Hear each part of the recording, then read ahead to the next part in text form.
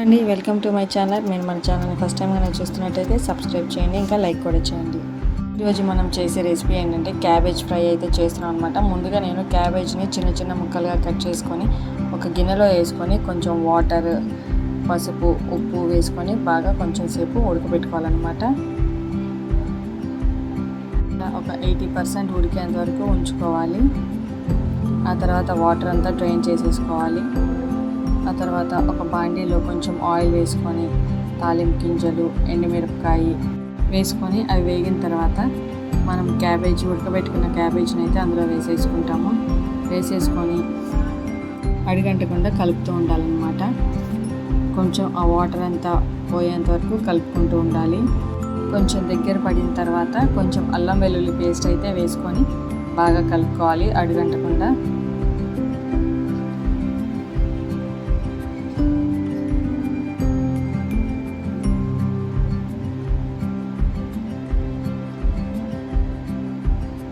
మధ్య మధ్యలో అలా కలుపుతూ ఉండాలి.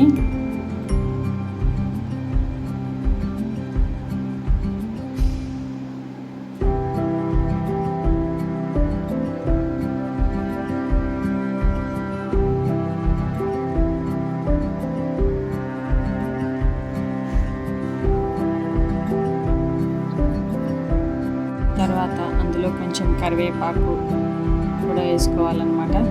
తర్వాత కొంచెం పసుపు, కారం, కొత్తిమీర కూడా వేసుకొని కొంచెం ధనియాల పొడి వేసుకొని ఇంకా ఒక 2-3 మినిట్స్ పాటు కలుపుకొని మగ్గనిస్తే సరిపోతుంది.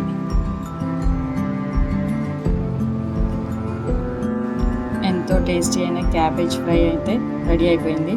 ఇంకా మనం రైస్తో కానీ చపాతీతో కానీ సర్వ్ చేసుకోవచ్చు.